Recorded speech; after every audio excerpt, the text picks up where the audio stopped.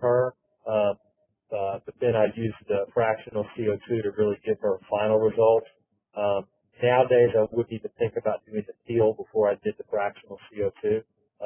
This patients, in fact, I would rather use fractional CO2 technology because we do what we call a pre-pass, which before we do our three passes when we're doing aggressive resurfacing, I'll go over in a real specific kind of artistic way so it doesn't ever show up as a line, but we'll go over these smokers lines, these vertical lip lines, and we'll also go to other areas on the face that need a little bit of extra, and we'll go ahead and hit those before we do the three passes.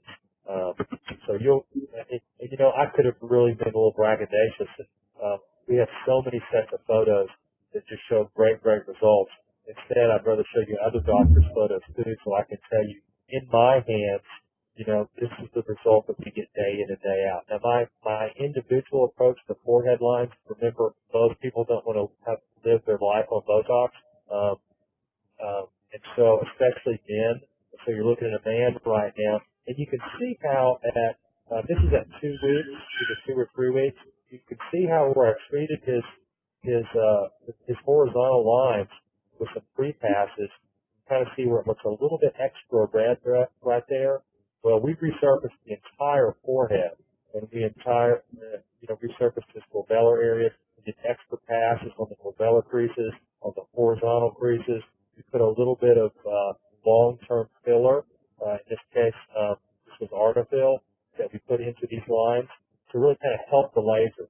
You really want several different technologies to help you. I'll even take a patient like this and pre-treat them with Botox and tell them there's a good chance they won't have to have repeat Botox, just so that while they're going through the healing process, those muscles aren't working on the skin that's building new collagen, on the filler that you want to stay in the space that you've injected it. And we have had results with Mixto laser aggressively treated on the forehead that, in my opinion, beats a surgical brow lift. Long-term surgical brow lifts can do good, but really a high percentage of the time, I have very dissatisfied patients who come to me from other surgeons who had a brow lift. And I believe in a brow lift, but I think if you try these other things first, you'd be amazed how many times these patients don't have to have an endoscopic or an open brow lift. Again, I want you to know that this isn't one result out of a million. This is the type of stuff that when I see a patient like this, I kind of expect them to get this kind of, and it doesn't say right here, but I'm assuming this was not an upper eyelid blepharoplasty as well. And I think you can appreciate how amazing that tissue contracture was of that upper eyelid to go from here to here without any surgery at all. Again, we'll get these results day in and day out every time we use the technology. It's pretty remarkable.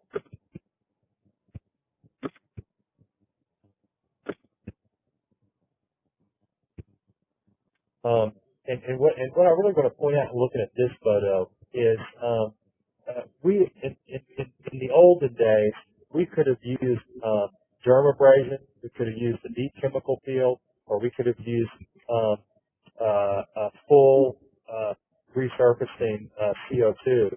And at the end of the day, we always could have gotten a result like this. The problem was it took longer to heal. There was more of a risk of scarring, and these patients were almost guaranteed to lose their natural pigmentation.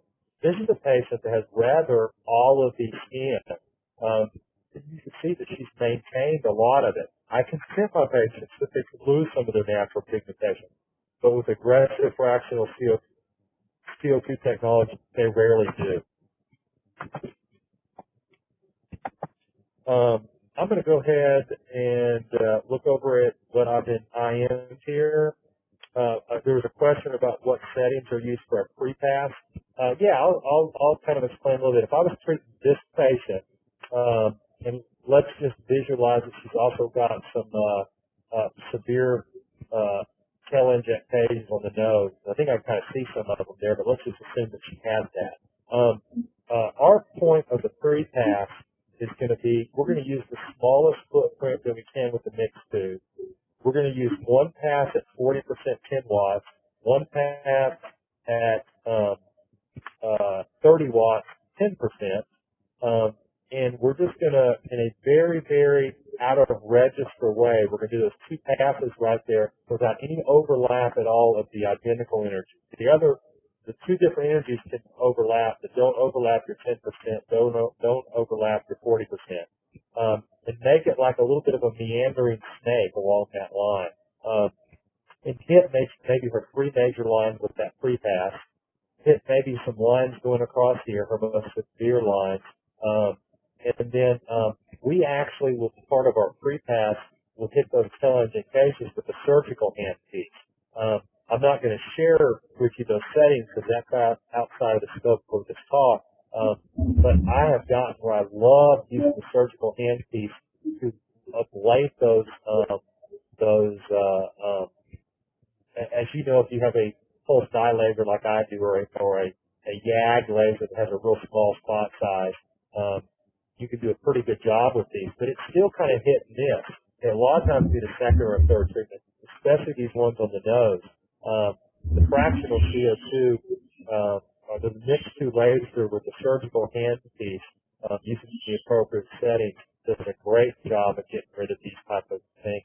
I've even started to experiment on using those veins on the temple, and have had good success using a different set of energy settings for those. So again, if I was pre-passing this gal, I would hit her major three lines going across here, and then I would probably do, instead of three passes, I'd probably do about four passes around her mouth.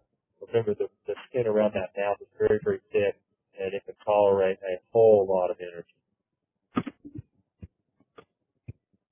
Again, wow, that's just remarkable that we can get results with one treatment. Now, it doesn't say that this patient has some filler in here, but really give yourself a break and give yourself some help. If you're going to do Mixto or any other laser trying to kind of help with these vertical lip lines and these smoker's lines, also go ahead and volumize the lips and chase these lines with your filler. And that way you don't have to ask the laser to do all the work, and you don't have to push it to its limit. And really using any other laser in our building would be unconscionable. Really, the Mixto fractional CO2 is the only way to take care of this type of an issue. We used to use other lasers, but not anymore. Wow. This demonstrates what I commonly see, an incredible improvement in pore size. Of course, you can see her dyschromia is also amazingly improved. She did get a lot of volume. I would love to volumize this now. She could, and after you go to Mixto treatment on her, you're going to own this woman for the rest of her life. This is 9 months post-op. At that visit, it wasn't 3 months. I'd be talking she's going to volumize, and what her best options are for volumization. And you may collect more in revenue from getting her in the right state as far as volume goes than you did from your initial Mixto treatment. These patients need volume. Very, very typical. These are the results we see day in and day out. I could probably predict which one of these patients have a little bit of volume. I think she might have a little bit of volume, but just Mixto by itself will do a great job on this gal in her under eye area. I'll actually use some settings to get deep enough to hit that periorbital fat. Volume plus fractional CO2. Great result. Good stuff. Beautiful skin. I mean, that's just amazing that you can go. This poor person doesn't look horrible. She just doesn't have pretty skin. And her skin here is just incredibly gorgeous. Look at the tightening on that upper eyelid right here. Again, we see that